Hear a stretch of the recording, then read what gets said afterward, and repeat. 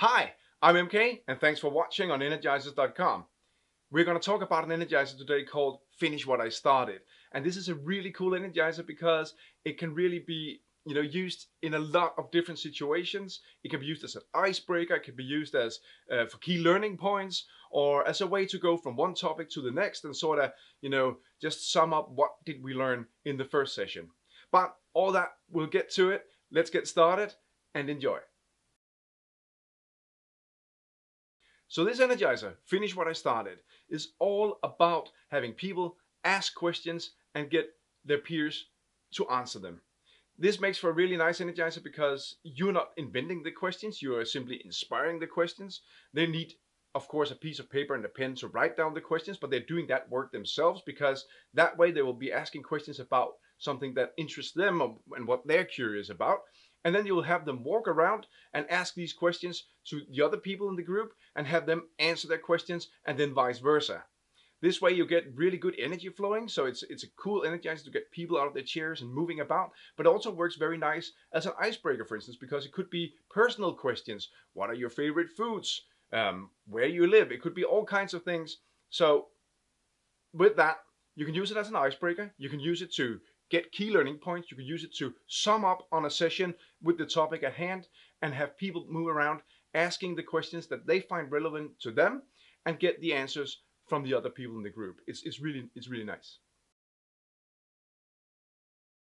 Setting this energizer up is really easy. It just requires the two props, a pen and a blank piece of paper for everyone, and that should be basically in most situations something that you can acquire. Other than that, I would say in terms of group size, no less than 10 people, but 10 and above, that's fine. Doesn't matter if you're 100 or 1,000 people, because they're going to go out and ask questions and be asked questions, but only within the time frame that you decide to give them. So if you decide, okay, I'll do this for 10 minutes, that's the amount of time that they have. If you say 5 minutes, that's the amount of time they have. They don't have to ask everyone in the room these questions. So in terms of the time frame, you decide the group size, 10 people or more. When you set the scene, of course, you'll set the scene so it corresponds with the topic at hand or the session at hand. Let's say you use this as an icebreaker, just to take something really easy that we all know.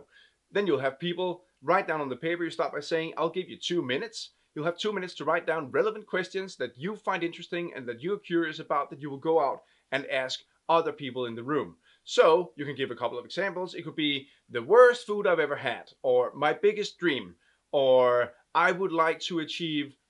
And so they start the question. But of course, when they ask the questions, they have to finish it. Hence the name of the energizer, Finish What I Started. So if I say, well, the worst food I've ever had, I'm asking the other person that, then that person has to ask or continue finishing the sentence, is paella or whatever it is. So that's how it works. You simply write the beginning of the question, and that's very important that you inform the group about this when you're setting the scene. You write the beginning of the question, but not the answer. So you'll simply ask the question so that other people can finish it with the answer. Let's take another example. My biggest dream is ... And then the other person have to answer that. Well, to fly in a hot air balloon, for instance. Okay, cool. You can expand a little on that and say, okay, when you set the scene, say, okay, the way you do this is you will start by writing down the beginning of the question. My biggest dream is ... and fill out 4 to 5 of these questions that you can go out and answer. And then say, when you meet each other, you can do it by shaking hands and say, my name is Paul. Hi, Paul. My name is John. John, nice to meet you. Now, my biggest dream is... and then John, he has to finish that sentence. That way you get, sort of interaction with some physical, besides walking around, of course. You sort of set the scene for doing a polite introduction. Hi, I'm John. Hi, I'm Paul. Hi, Paul. My biggest dream is... and Paul, he will finish the sentence. In that way, and then when they're done with the questions, they will ask all the questions they have. If they have 3, fine. If they have 5, even better. And then instruct them to, and then you shake hands. Well, John, it was really nice to meet you. Same to you. Or if you want more energy into the group, you'll say, okay, so when you start, you'll shake hands and say, hi, I'm John. Hi, I'm Paul. And when you're finished, now you know each other a little more. You'll give a high five. Say, well, it was so nice to meet you, Paul.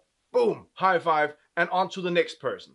So that's how I would set the scene. I would make sure that they understand, of course, that they have to write the first part of the question. That's very important. Otherwise, it doesn't really work. That they have 3 to 5 questions, also important, so they don't just walk around with one question. And then this introduction, meeting each other, and saying goodbye to each other once they're done.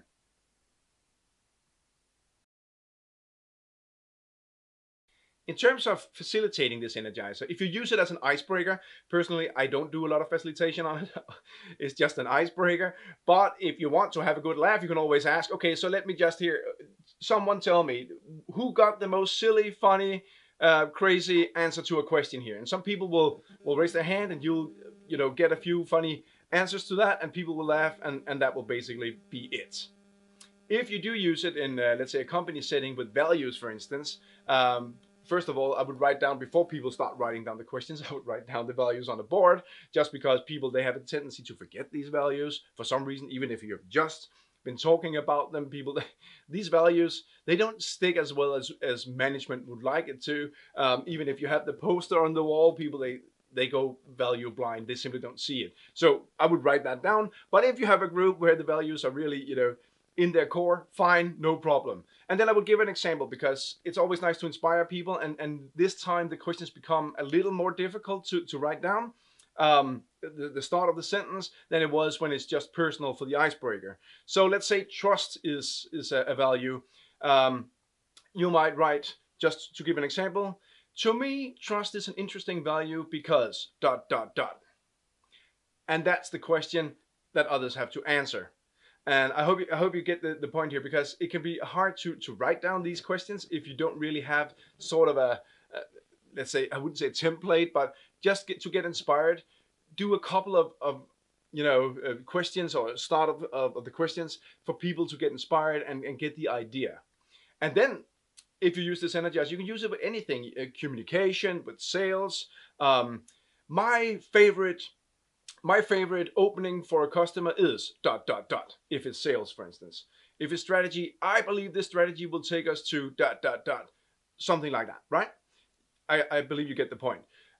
So basically, when you're facilitating on this, inspire them to write down the questions, or the beginning of the questions, then have them, work the room, ask the questions, be asked questions, just like with the icebreaker.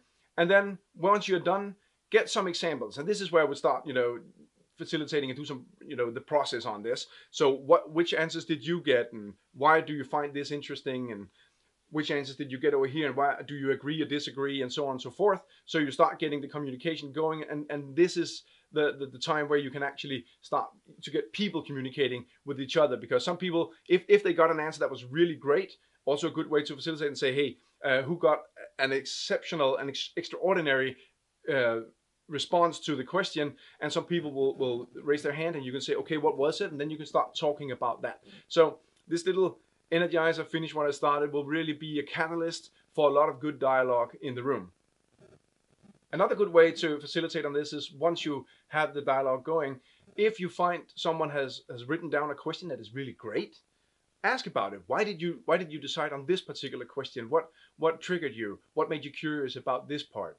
Because then you'll start getting answers to that, and that is something that you can throw back at people. Okay, so let's see, because that is an interesting question. That's a very interesting question. Let's see, what do you think, Paul? What do you think, John, about this? So if you catch a really good question, it might have been something you didn't even think about yourself, use that in the facilitation part. Absolutely. If you want to use this energizer as a way to get key learning points, that's also a fabulous way to use this energizer, because then you have people write down the questions, but now the questions are in sort of like, okay, so what I found to be the most important or interesting about this topic, that would be ... And then they go out and they get, inputs from other people, which were the learning points that they got, and they will be taking with them. In this case, you might want them to have another piece of paper, or just have them write down at the bottom of the page if they have the questions at the top, so that they can start, getting other key learning points. And then when you're done with that part of the session and people are sitting down, then start asking, okay, so what did we learn today? Which key learning points did you find that you hadn't thought about, but someone else mentioned that you really want to take with you? and then you can start facilitating on the key learning points. And this is also a really good catalyst and a good trigger to get input for that. In the classroom, let's assume that everyone knows each other, so you're not going to use this as an icebreaker. It can be a good way, just like I said in the facilitation part, to use this with key learning points for that particular topic that you're currently working with. Let's say it's history, and you are doing a session about England and the royalties of England. With the key learning points, have them write down questions about what you have just explained to them, what they have just been reading, and obviously came prepared for the session for, because they always do, they're good students. And have them walk around and ask questions about the material that you have just been through. That's one way to do it in the classroom. Another way could be if you're finishing a project, for instance.